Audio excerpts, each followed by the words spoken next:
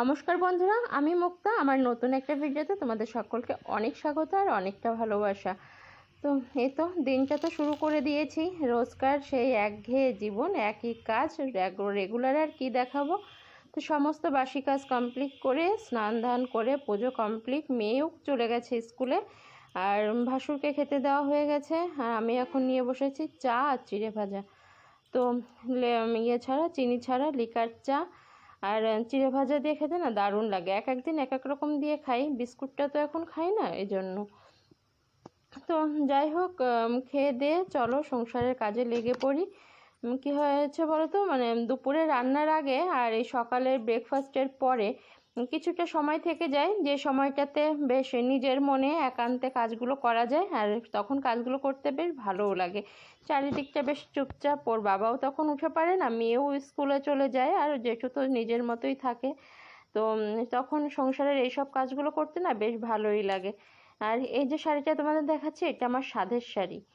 সাধের সময় আমার বাবার বাড়ি থেকে দিয়েছিল। তো আমার বাবা নিজে পছন্দ করে দিয়েছিল শাড়িটার এই ভেতরে যে লাল লাল যে কাজটা দেখছো, ওটা না অরিজিনাল কালারটা আসছে না কেন জানি না। তো ভীষণ সুন্দর, আর শাড়িটা কোটার মধ্যে পুরো শাড়িটাতে একদম এরকম ভরাট কাজ। তো শাড়িটা ভীষণ সফটও, গরমে পরে খুব আরাম হয় আর কি। তো ভীষণ প্রিয় একটা শাড়ি, আর অনেক স্মৃতি জড়িয়ে শাড়িটার সঙ্গে, যার কারণে খুব একটা পরি না, তোলায় রাখি। তো ওই যে গতকাল পাড়ায় একটা নিমন্ত্রণ ছিল বলেছিলাম না, তো সেখানে পরে গেছিলাম। তো সেসব জামা কাপড়গুলো একটু গুছিয়ে নিচ্ছি, যেহেতু 1 ঘন্টার মতো পরেছিলাম, সেজন্য ধোয়াধুয়ির তো কোনো ব্যাপার নেই, সেজন্য একটুখানি রোদ খাইয়ে নিয়েছি। আর এগুলোকে এখন ভাঁজ টাজ করে যার যার জায়গায় রেখে দিচ্ছি। তো এই যে শাড়িটা খুব আলগোছে রাখি, কারণ শাড়ির কালারটা ক্যামেরাটা করতে ঠিকঠাক আসছে না, কিন্তু এত দারুণ না। আর আমার বাবাকে দেখতাম ছোটোবেলা থেকেই আমার জন্য যখনই জামা কাপড় কিনতো, ওই হলুদ কালারটা একটু বেশি প্রায়োরিটি দিত। আমার বাবার চোখে হয়তো আমাকে হলুদ পরলেই বেশি ভালো লাগতো, তো সেজন্যই পাখার নিচে বসেই পটলগুলোকে ছেড়ে ছালটা করে নিলাম। শুকিয়ে গেছিলো, এই দেখো একখানা পটল বেশ শুকিয়ে গেছিলো। মটর চালালাম, মটর চালিয়ে দেখলাম যতক্ষণে জল ভরবে। দেখা যাচ্ছে রান্নাঘরে থাকলে না অনেক সময় বোঝা যায় না, জলটা এখানে পড়ে, তো রান্নাঘরে গেলে অনেক সময় বোঝা যায় না, সেজন্য এখানে বসে। আর পাখার নিচে থেকে সরলে কি গরম লাগছে। আজকে নাকি ঝড় বৃষ্টি হওয়ার কথা, কিন্তু মেঘ করছে, এখনো বৃষ্টির কোনো দেখা নেই। দেখা যাক কি হয়, রান্না বান্না করি। অনেকক্ষণ বাদে ক্যামেরা অন করলাম, আর রান্না তো কমপ্লিট হয়ে গেছে, আর এই যে ভাতও হয়ে গেছে। এখন খাবো, খাওয়ার দাওয়ার কমপ্লিট, এখন খেয়ে নিলেই হয়। এখানে হয়েছে আলু আর পটল দিয়ে একটা তরকারি, আর এর মধ্যে আছে ভাত। আর রান্নার পরে কাউন্টার টপটা সব একবারে মুছে নিয়েছি, জল টল ভরা সব কাজ কমপ্লিট। এখন জল তুলতে হবে, ট্যাঙ্কি ফাঁকা।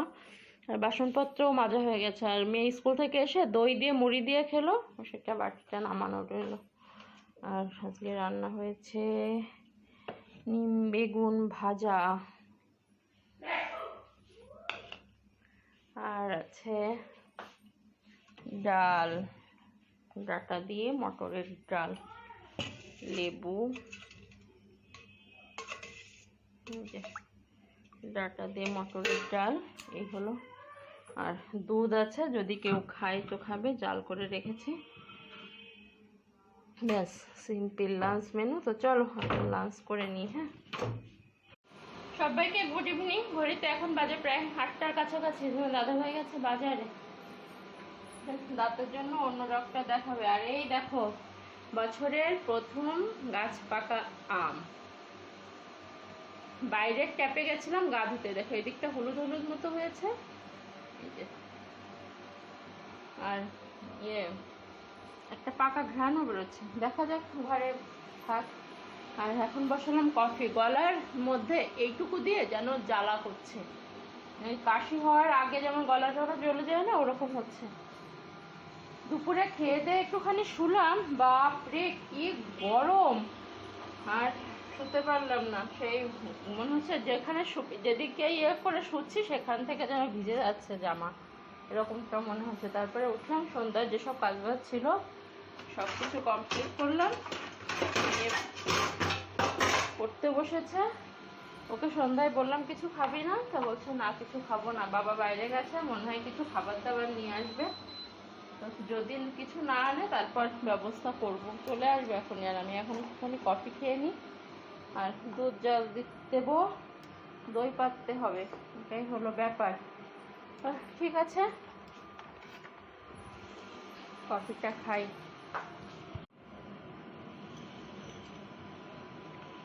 দুধ কফি খাবো না, ব্ল্যাক কফিটাই খাবো, দেখা যাচ্ছে গলার জন্য মনে হয় ওটাই ভালো হবে। আর এই যে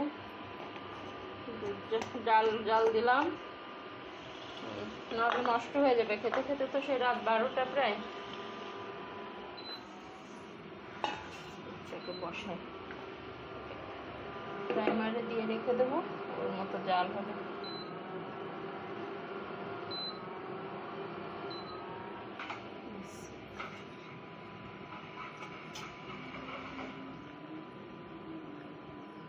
বসে বসে চাটা খাই, খেতে ইচ্ছা করছে না, গরমেতে গরম জিনিস খেতে ইচ্ছা করছে না, কিন্তু না খেলে না গলা জ্বালাটা একটু সারবে না।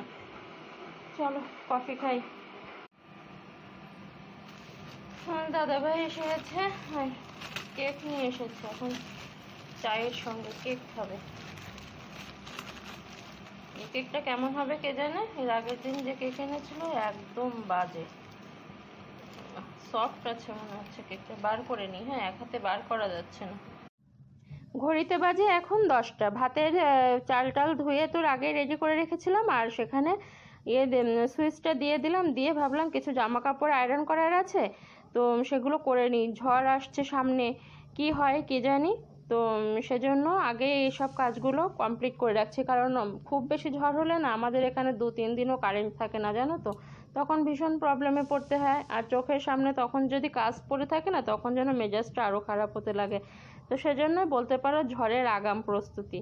তো সেজন্য এই রাত 10টার সময় বসে পড়লাম জামা কাপড় আয়রন করতে। খুব বেশি কিছু না, তোমাদের দাদা ভাইয়ের 4খানা গেঞ্জি আছে, আর মেয়ের 4-5টা মতো কুর্তি। এখন বাজে 12টা 7, আমার খাওয়া এখনো হয়নি, আর বাদ বাকি সবারই খাওয়া দাওয়া হয়ে গেছে। এই যে আমার ভাতটা গোছানো, এখন এই ডিমটাকে ভাজবো, যা দেশি মুরগির ডিম, সাইজখানা দেখো না, ঘুঘুর ডিমের মতো। পেঁয়াজ লঙ্কা সব কিছু কোচানো, আর রাতের সব কাজ কমপ্লিট।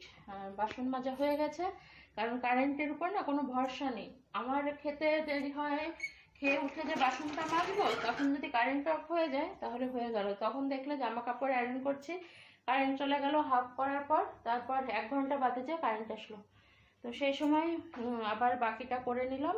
আর সবার তো খাওয়া দাওয়া কমপ্লিট, এখন ধীরে সুস্থে ডাটা চিবোবো, আর ডাল দিয়ে লেবু আর ডিম দিয়ে খাবো। আর আলু পটলের তরকারি রয়েছে, সেটা আর খাবো না, চোখ মুখের অবস্থা খুবই খারাপ। আর খাবো, তারপর চুলটাকে বাঁধবো, একটু ফ্রেশ হব, তারপর ঘুমোবো। ঠিক আছে, বাসন মাজাও হয়ে গেছে, সমস্ত কাজ মোটামুটি কমপ্লিট, শুধু খেয়ে নিজে ফ্রেশ হব, ওষুধ দেবো, নিজে ওষুধ খাবো, শুয়ে পড়বো। ঠিক আছে, তো আর কি দেখাবো, আর কিছু দেখানোর মতো নেই।